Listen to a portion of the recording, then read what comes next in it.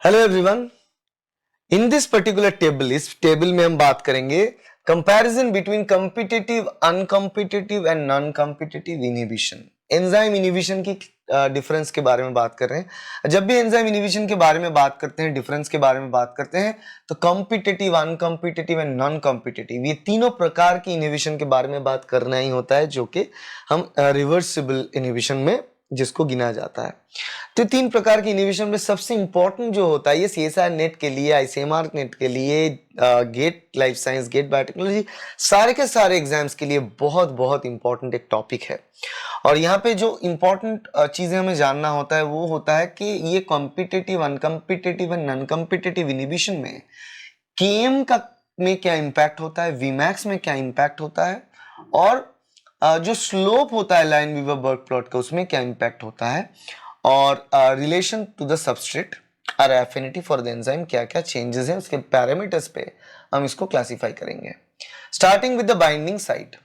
देखो, binding site की बात करें, मतलब इनहिबिटर जो है वो किस साइट पे बाइंड करेगा, एंजाइम के साथ इनहिबिटर कहां पे बाइंड करेगा, बहुत इंपॉर्टेंट है। क्योंकि कॉम्पिटिटिव इनहिबिटर में इनहिबिटर जो है वो एक्टिव साइट में बाइंड करता है। देखो, एक एंजाइम में ना दो साइट हो सकता है मिनिमम, अगर बात करें एक या दो। एक तो एक्टिव साइट होना ही है, ये है एक्टिव साइट, ठीक है, एक्टिव साइट है। और हो सकता है कि यही एंजाइम है, ये एक्टिव साइट है, और ये जो है ये एलोस्टेरिक साइट है और रेगुलेटरी साइट। ये दो एग्जांपल्स हैं। अब हो सकता है कि जो इनहिबिटर है वो एक्टिव साइट में ही बाइंड करे, और जब इनहिबिटर एक्टिव साइट में बाइंड कर जाएगा तो सबस्ट्रेट एक्टिव साइट में बाइंड नहीं कर पाएगा, तो प्रोसेस नहीं हो पाएगा। हो सकता है कि इनहिबिटर जो है वो एलोस्टेरिक साइट में बाइंड करे। अगर इनहिबिटर एलोस्टेरिक साइट में बाइंड करेगा तो भी वो इस एक्टिव साइट को ऐसे मॉडिफाई कर देगा ताकि सबस्ट्रेट ना बाइंड कर पाए। तो ऐसा दो प्रोसेस हो सकता है। कॉम्पिटिटिव इनहिबिशन में सबस्ट्रेट और इनहिबिटर दोनों ही एक्टिव साइट में बाइंड करने के लिए कंपीट करता है एक दूसरे के साथ। अनकॉम्पिटिटिव इनहिबिशन में कहां पे बाइंड होता है, एंजाइम सबस्ट्रेट कॉम्प्लेक्स जब बनता है उसके साथ सिर्फ इनहिबिटर बाइंड हो सकता है। नॉन कॉम्पिटिटिव में कहां पे बाइंड होता है, सिर्फ एंजाइम के साथ ही इनहिबिटर बाइंड हो सकता है। कहां पे बाइंड हो सकता है, ये एलोस्टेरिक साइट में बाइंड हो सकता है। देखो, एंजाइम के साथ इनहिबिटर यहां पे भी बाइंड हो सकता है कॉम्पिटिटिव इनहिबिशन में, मगर कॉम्पिटिटिव इनहिबिशन में अगर इनहिबिटर बाइंड हो रहा है वो एक्टिव साइट में ही होगा, दैट इज कॉम्पिटिटिव इनहिबिशन। और इनहिबिटर अगर एक्टिव साइट के बिना कुछ दूसरे साइट में और एलोस्टेरिक साइट में बाइंड हो रहा है, that is non competitive inhibition. मगर अनकॉम्पिटिटिव यहां पे अनऑर्थोडॉक्स है, मैं इस तरीके से याद रखता हूं, अनकॉम्पिटिटिव इज अनऑर्थोडॉक्स, क्योंकि अनकॉम्पिटिटिव इकलौता ऐसा इनहिबिशन मॉडल है जहां पे एंजाइम सबस्ट्रेट कॉम्प्लेक्स के साथ ही इनहिबिटर बाइंड होता है। अगर एंजाइम सबस्ट्रेट कॉम्प्लेक्स ना बने तो इनहिबिटर बाइंड नहीं करेगा। सिर्फ एंजाइम के साथ इनहिबिटर बाइंड करता है कॉम्पिटिटिव इनहिबिशन में, नॉन कॉम्पिटिटिव इनहिबिशन में। मगर अनकॉम्पिटिटिव इनहिबिशन में सिर्फ और सिर्फ एंजाइम सबस्ट्रेट कॉम्प्लेक्स के साथ ही इनहिबिटर बाइंड करता है। यही डिफरेंस है। अनकॉम्पिटिटिव को याद रखना अनऑर्थोडॉक्स इस टर्म से। अब बात करते हैं इफेक्ट्स ऑन केम। केम में क्या इफेक्ट आता है, कॉम्पिटिटिव इनहिबिशन में केम जो है वो बढ़ जाता है। केम की बात करें, केम क्या है, एक एफिनिटी है। अगर केम ज्यादा है इसका मतलब है एफिनिटी कम है, और अगर केम कम है इसका मतलब है एफिनिटी ज्यादा है। एफिनिटी का मतलब होता है एक एंजाइम सबस्ट्रेट की तरफ कितना झुका होगा एंजाइम का। सो एक एंजाइम सबस्ट्रेट के साथ जब बाइंड करता है कितना एफिनिटी के साथ वो बाइंड करेगा, ये डिफाइन होता है बाय केम। तो केम अगर ज्यादा है तो एफिनिटी कम होगा, केम कम है तो एफिनिटी ज्यादा होगा। और यहां पे कॉम्पिटिटिव इनहिबिशन में केएम बढ़ जाता है, मतलब एफिनिटी जो है वो घट जाता है। तो केएम बढ़ता है in case of competitive inhibition, non competitive में ये अनचेंज रहता है, क्योंकि नॉन कॉम्पिटिटिव में जो इनहिबिटर है वो दूसरा ही साइड पे बाइंड होता है, ठीक है। और अनकॉम्पिटिटिव जो अनऑर्थोडॉक्स है, अनकॉम्पिटिटिव इनहिबिशन में एफिनिटी बढ़ जाता है, मतलब केम जो है वो डिक्रीज हो जाता है, केम जो है वो डिक्रीज हो जाता है, क्योंकि ये सिर्फ और सिर्फ एंजाइम सबस्ट्रेट कॉम्प्लेक्स को टारगेट करता है। Try to understand, competitive inhibition में केम जो है बढ़ जाता है, नॉन कॉम्पिटिटिव में अनचेंज्ड रहता है, और अनकॉम्पिटिटिव में कम हो जाता है केम की वैल्यू, ठीक है।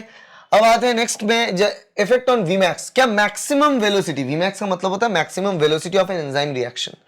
एंजाइम रिएक्शन की मैक्सिमम वेलोसिटी, सबसे ज्यादा वेलोसिटी में पहुंच सकता है या नहीं, उसके बारे में बात करें तो कॉम्पिटिटिव इनहिबिशन में Vmax अनचेंज रहता है, मतलब हम मैक्सिमम वेलोसिटी में पहुंच सकते हैं।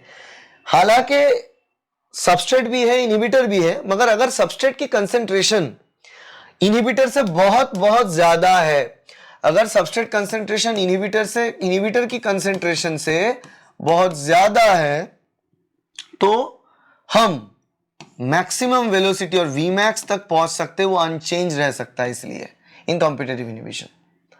मगर बाकी दोनों इनहिबिशन में ही जब एंजाइम सबस्ट्रेट कॉम्प्लेक्स के साथ इनहिबिटर बाइंड कर जाएगा या फिर सिर्फ एंजाइम के साथ इनहिबिटर बाइंड कर जाएगा, दोनों केस में ही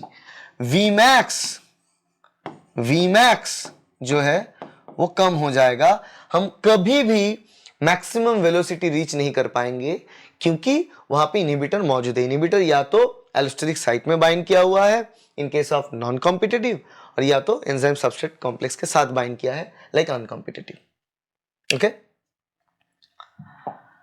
effect on slope of line-Weaver Burk plot.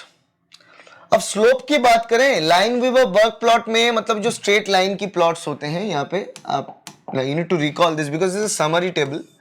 तो लाइन-वीवर वर्क प्लॉट हम कैसे ड्रॉ करते हैं, ऐसे लाइन-वीवर वर्क प्लॉट देखा जाता है। तो लाइन-वीवर वर्क प्लॉट की बात करें तो यहाँ पे अगर देखें तो स्लोप जो होता है लाइन-वीवर वर्क प्लॉट का, वो जो स्लोप है वो कॉम्पिटिटिव इनहिबिशन में बढ़ जाता है, अनकॉम्पिटिटिव में अनचेंज रहता है, और नॉन कॉम्पिटिटिव में अनचेंज रहता है और अनकॉम्पिटिटिव में घट जाता है। Simply like the effect on केम।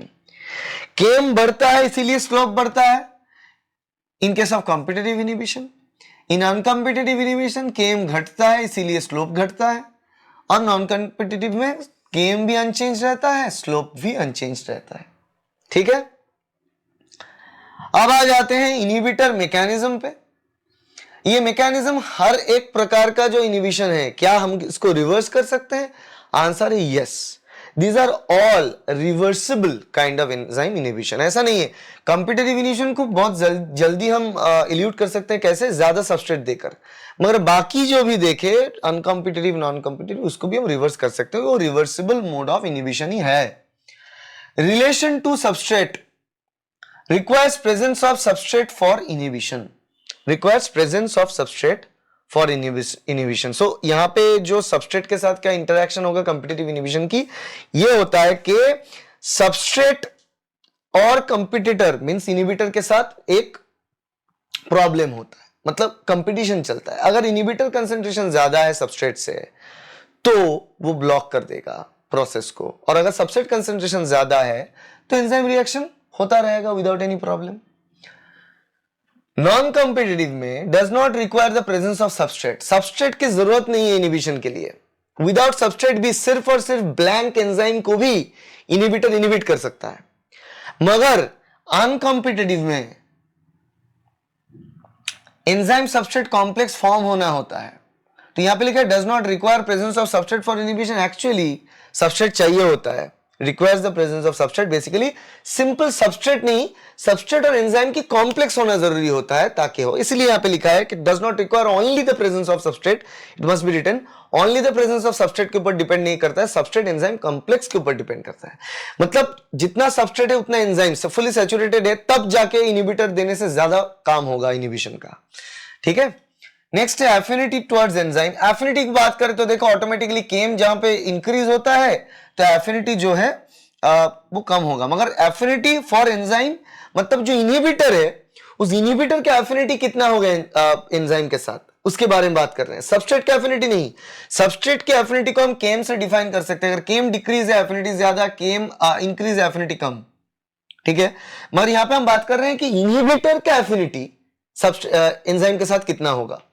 तो अगर देखें कॉम्पिटिटिव इनहिबिशन में बेसिकली जो इनहिबिटर है वो एक्टिव साइट में ही बाइंड कर रहा है, वो कंपीट कर रहा है सबस्ट्रेट के साथ, सो एफिनिटी वाइज भी वो सेम होना है। अगर एक एंजाइम की एफिनिटी सबस्ट्रेट की तरफ ज्यादा हो, बहुत ज्यादा हो, और इनहिबिटर की तरफ बहुत कम हो, तो ऑटोमेटिकली इनहिबिटर कभी जीतेगा ही नहीं, तो कभी इनहिबिशन होगा ही नहीं। मगर ऐसा नहीं होता है, क्योंकि इनहिबिटर का जो एफिनिटी है वो सबस्ट्रेट की एफिनिटी टुवर्ड्स एंजाइम जितना ही होता है इन कॉम्पिटिटिव इनहिबिशन। अनकॉम्पिटिटिव इनहिबिशन में जो इनहिबिटर का एफिनिटी होता है एंजाइम की तरफ वो ज्यादा होता है सबस्ट्रेट से, और नॉन कॉम्पिटिटिव इनहिबिशन में सिमिलर टू ज्यादा हो सकता है इनहिबिटर का एफिनिटी टुवर्ड्स एंजाइम, ठीक है। अब एग्जांपल्स की बात करें तो देखो competitive inhibition, statins, statins HMG कोए बोल के, एचएमजी कोए रिडक्टेज इनहिबिटर्स जो है, एचएमजी कोए रिडक्टेज इनहिबिटर्स एक अलग सेट ऑफ ड्रग्स होता है जिसको हम स्टैटिन्स बोलते हैं। वो स्टैटिन ड्रग वो एक एग्जांपल ऑफ कॉम्पिटिटिव इनहिबिशन है। अनकॉम्पिटिटिव इनहिबिटर के एग्जांपल बताए तो सम ड्रग्स जो कैंसर थेरेपी में हम यूज करते हैं वो अनकॉम्पिटिटिव इनहिबिटर की तरह यूज किया जाता है। और नॉन कॉम्पिटिटिव इनहिबिटर बहुत सारे हेवी मेटल्स, जो हेवी मेटल पॉइजनिंग में आता है, आप मरकरी ले लो, लेड ले लो, वो सारे के सारे मरकरी, लेड, वो आता है नॉन कॉम्पिटिटिव इनहिबिशन में। बहुत सारे एंजाइम्स की इनहिबिशन जो नॉन कॉम्पिटिटिव मोड में होता है, मतलब मरकरी लेड अगर ज्यादा अमाउंट में आ गया बॉडी में तो ऑटोमेटिकली वो दूसरे साइट में बाइंड होके एंजाइम की जो एक्टिविटी है उसको खराब कर देता है, खत्म कर देता है। तो वो चीज यहाँ पे हमको देखने को मिलता है नॉन कॉम्पिटिटिव। अनकॉम्पिटिटिव में कुछ कैंसर ड्रग्स, और कॉम्पिटिटिव में तो स्टैटिन्स, एचएमजी कोए रिडक्टेज इनहिबिटर। तो ये है एग्जांपल्स, ये है differences between competitive, uncompetitive, non competitive. मैंने आपको बताया अनकॉम्पिटिटिव अनऑर्थोडॉक्स, क्योंकि वो एंजाइम सबस्ट्रेट कॉम्प्लेक्स के साथ इनहिबिटर बाइंड कर रहा है। Okay, that's simple it is.